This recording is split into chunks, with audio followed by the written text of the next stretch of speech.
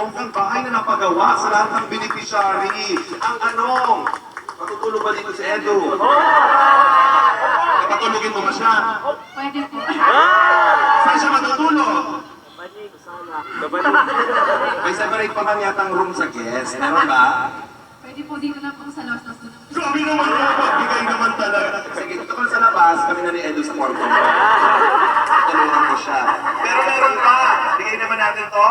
Oo, hindi pa nagtatapos ang pinakabongga. Mula kay Ma'am Annalyn Rolling Son.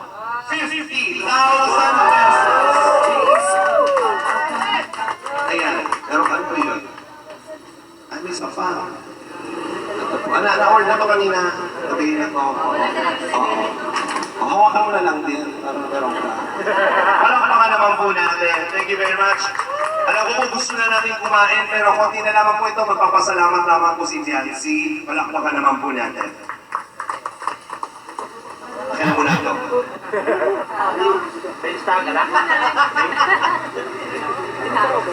So yan, mapagpalang araw po sa ating lahat. Maging sa mga viewers po, supporters po ng Team Kalingap. At lalo na po sa ating panauling pandangan sila Governor Jong Padilla. Magandang araw. So yun, today is one of the great days, not only for me, but especially for my family. Bago po ako magpatuloy, please allow me to praise and thank the Lord for all the blessings He gave us.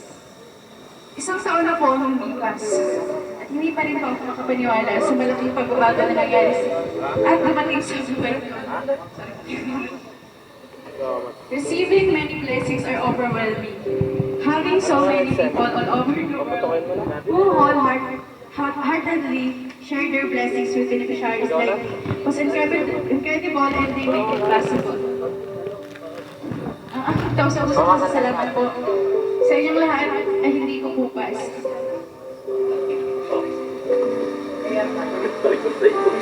As I mentioned, during my 70th birthday, I just have a simple dream.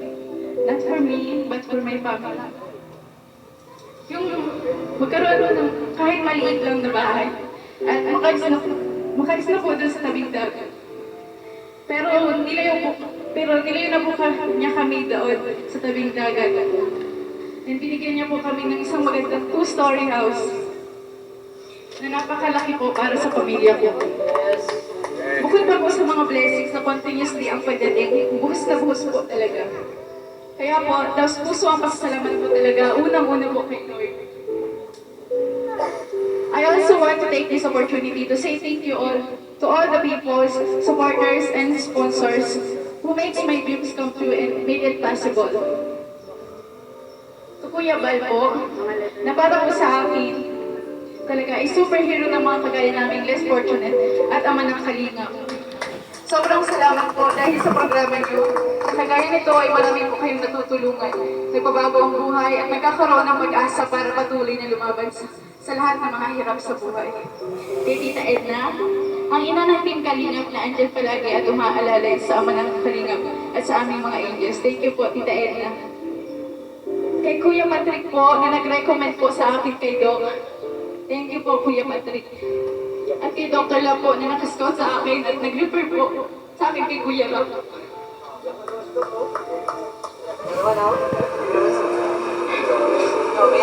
Salamat po, Dok, kasi kahit sobrang layo po noon ang pinaglalabahan po namin nila Papa. Talagang pinapuntahan niyo pa po kami para po mapabag po yung tulong ninyo. Thank you po, Dr. Love. Malaking tulong po ang nagawa at ginawa upang maging ganito po ngayon ang buhay ko at ng aking pamilya. Kaya sobrang po pasasalamat ko sa inyo, Dok. Kung wala po kayo, wala po ako sa Kalingap, sa inyo pong dalawa ni Kuya Patrick. Thank you so much po, Dok. Kay Kuya Love and Dati Jack po, na sobrang humble po at napakabuting tao.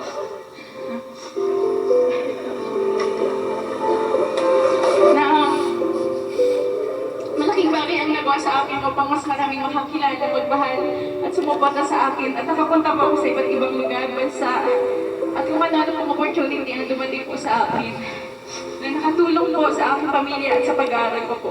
Kuya Rab, Ate Jack, salamat po sa inyo. Para po sa akin, Kayo po talaga ang pag-asa ng katulad po namin kabataang kapuspalan. Salamat po, Kuya. Sa mga angels po, maraming salamat din sa inyo. Nakakatampo kasi wala po kayo dito, pero yun, naiintindihan ko naman kasi yung iba pong angels ay ano na po, college. Yun. Thank you din po sa mga angels na pag may problema po ako, andyan po sila palagi sa tabi ko. Thank you so much po. Sa mga K-boys, sa mga kuya naming angels, salamat din po sa inyo sa pagiging mabuti at maaasahan na kuya naming mga angels. Lalo na po kay Tatay Pure Help, na hinahatid po kami kung mayroong event kahit gabing-gabi na at malayo ang bahay namin. Andyan pa rin siya para maghatid. At kay Kuya Starax po, na lagi akong tinatanong kung okay lang ako. Thank you po Kuya Starax, na-appreciate ko po yan. Kay Kuya Red Saint po, ang hari ng bulog, na minsan fake news.